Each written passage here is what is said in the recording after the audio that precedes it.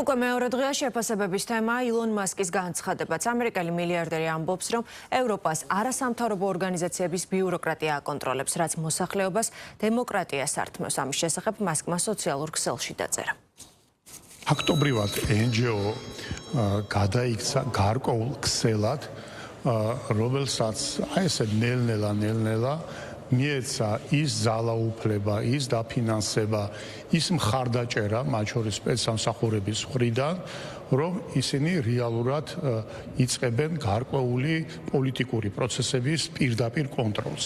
მათ შორის არჩევნებთან დაკავშირებულ საკითხებს, მათ შორის სხვადასხვა სამთავრობო თუ არჩეული ორგანოების მუშაობაზე კონტროლის დაწესებას და საზოგადოებრივი აზრის იმდაგვარად ჩამოყალიბებას, რომელიც პრინციპში არასტაბილურობის შექმნას უწყობს ხელს, ვიდრე სტაბილური ვითარების შექმნას.